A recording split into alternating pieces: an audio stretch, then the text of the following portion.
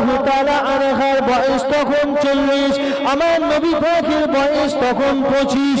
আমার নবী পাক সাল্লাল্লাহু বললেন, চাচিমা চাচিমা, আমি মুহাম্মদ কথা দিলাম আমার চাচা আবু তালেব যার সঙ্গে বিবাহ ঠিক করবে আমি নবী মুহাম্মদ তার সঙ্গে বিবাহ করতে রাজি আছি।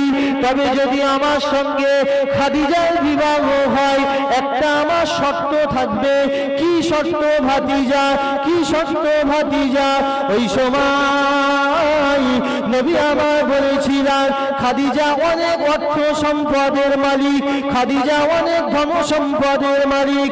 খাদিজা যদি এই ধন সম্পদ গুলো মক্কার গরিব মানুষদের ঘরে দান করে দেয় আমি মুহাম্মদ খাদিজার সঙ্গে বিবাহ করতে রাজি আছি। এই খবরটা আমার খাদিজার কাছে নিয়ে যাওয়া হলো। খাদিজাকে বলা হলো, ও বিবি খাদিজা, তুমি যদি তোমার ধন সম্পদ তোমার অর্থবিত্ত যদি এই মক্কার গরিব মানুষদের ঘরে দান করে দাও তাহলে মুহাম্মদ তোমার সঙ্গে বিবাহ করতে রাজি আছে। খাদিজা এক সেকেন্ডও ভাবলেন না।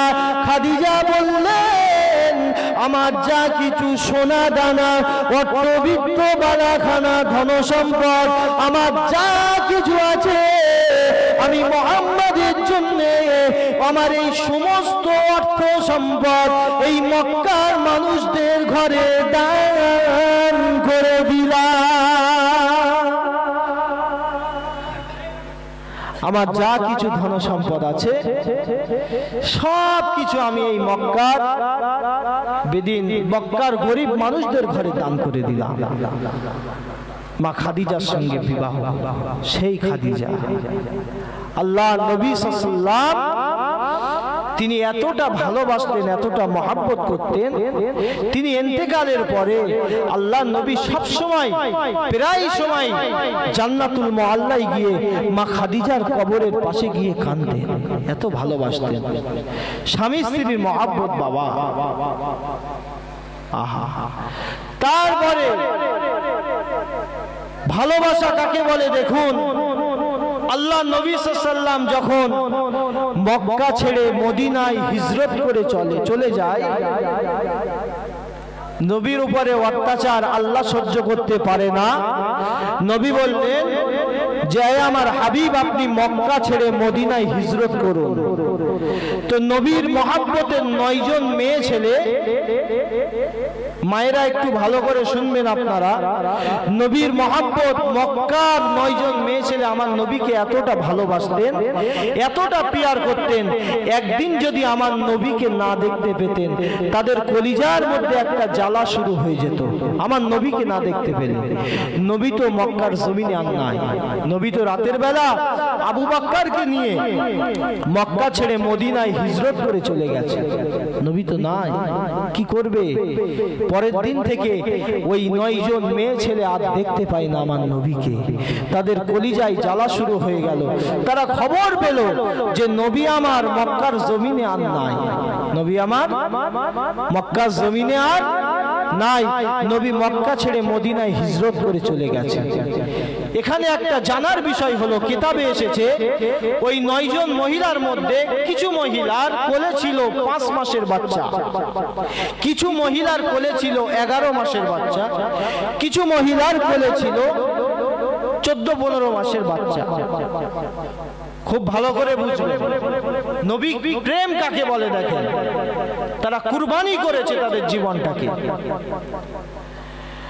তো ওই 9 জন মহিলা এক জায়গায় একটা মিটিং করে নিল যে জমিনে আমার নবী নাই এই জমিনে আমরাও থাকবো না, আমরাও এই জমিন ছেড়ে দিয়ে আমরাও মক্কা ছেড়ে মদিনায় হিজরত করব। জোরে বল।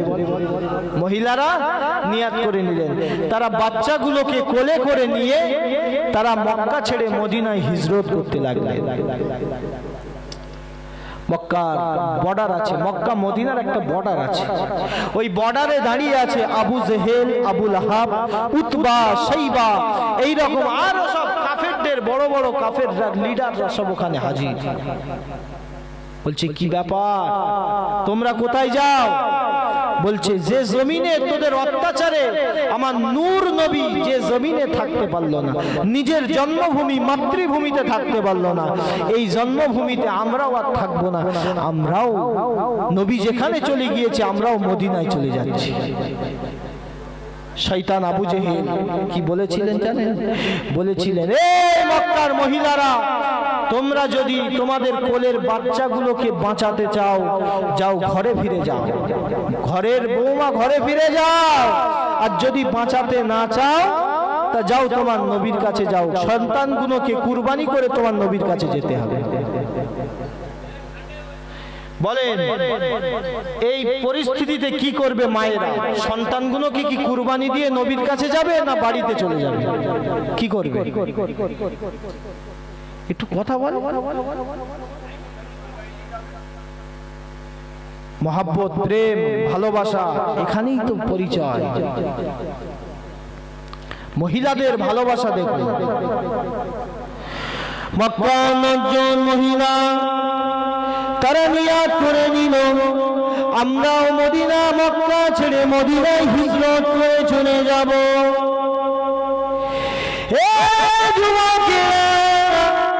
আমার নবী পাকের প্রেমিকেরা, আমার রাসূলুল্লাহ দিওয়ানা, শুনে রেখে দিন, ওই 9 জন মহিলা যখন মক্কা মদিনার বর্ডারে বিচখানে চলে যায়, আবু জেহেল বলতে লাগে, মক্কার মেয়েরা তোমরা কোথায় যাও, তোমরা কোথায় যাও, কি ব্যাপার?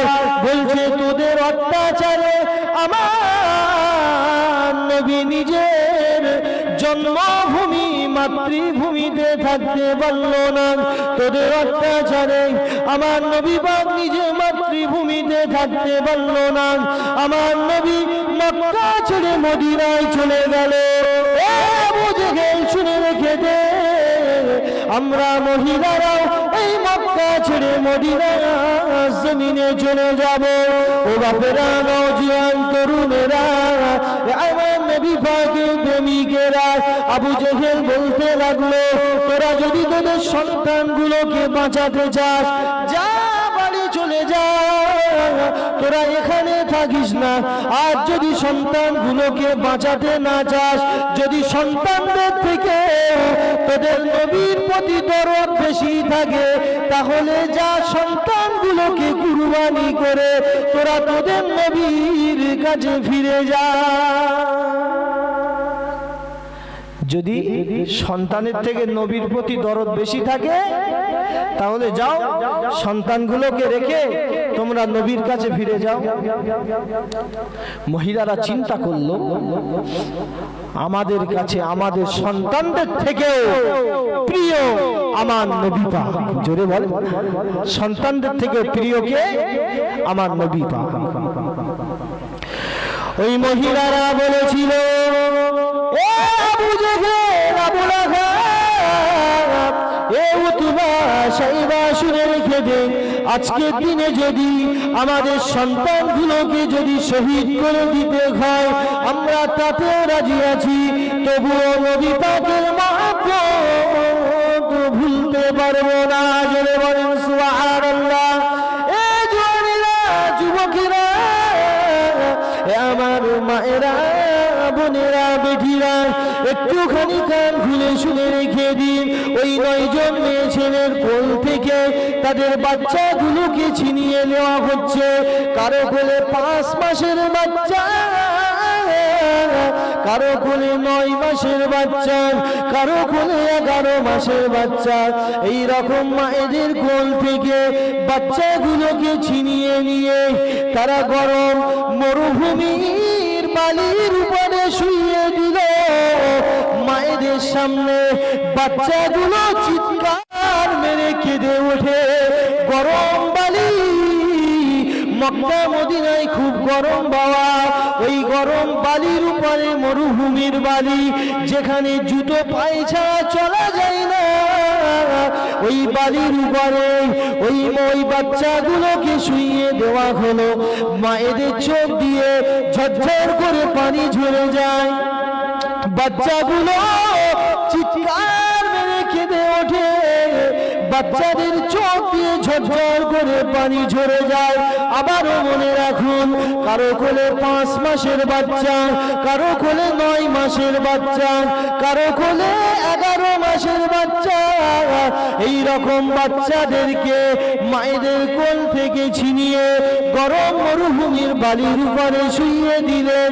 বাচ্চাগুলো কাঁদতে কাঁদতে কাঁদতে কাঁদতে কাঁদতে কাঁদতে কাঁদতে কাঁদতে তারা আল্লাহর রাস্তায় শহীদ হয়ে গেল।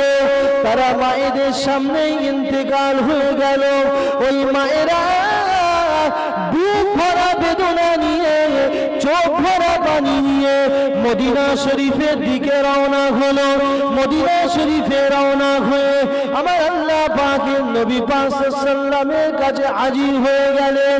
ইয়া রাসূলুল্লাহ, ইয়া হাবিবাল্লাহ, হুজুর আমরা মক্কার মেয়ে ছেলে, আপনাকে না দেখে থাকতে পারি না। আপনাকে না দেখে আমাদের ভিতরে একটা যন্ত্রণা শুরু হয়ে যায়। ইয়া রাসূলুল্লাহ, হাবিবাল্লাহ, হুজুর এখানে আসার পথে আবু জেহেল, আবু লাহাব, উতবা, শাইবা আমাদের কোলের বাচ্চাগুলোকে গরম মরুভূমির বালির উপরে শুইয়ে দিয়ে তারা হত্যা করে দিল। ও ইয়া রাসূলুল্লাহ, ইয়া হাবিবাল্লাহ, আল্লাহ নবী বলেছিল, ও মক্কার মেয়ে ছেলেরা, তোমরা আমি নবী আমাকে এতটা ভালোবাসো, আমি নবী আমাকে এতটা প্যার করো, আমি নবী আমাকে এতটা মহব্বত করো। ও মক্কার মেয়ে ছেলেরা, আমি রাসূলুল্লাহ তোমাদের জন্য দোয়া চাই, তোমাদের জন্য দোয়া চাই। কাল কিয়ামতের কঠিন দিনেতে, ময়দানে মাহশারের দিনে, যেদিন কেউ কারণ হবে না, বাপ বেটাকে দেখে চিনতে পারবে না, বেটা বাপকে দেখে চিনতে পারবে না, মা বেটিকে দেখে চিনতে পারবে না, বেটি মাকে দেখে চিনতে পারবে না। এই রকম কঠিন দিনেতে, এই রকম কঠিন সময়েতে আমি রাসূলুল্লাহ দোয়া চাই, তোমাদের বাচ্চাগুলোকে যেন আল্লাহ তোমাদের কোলে ফিরিয়ে দেয়।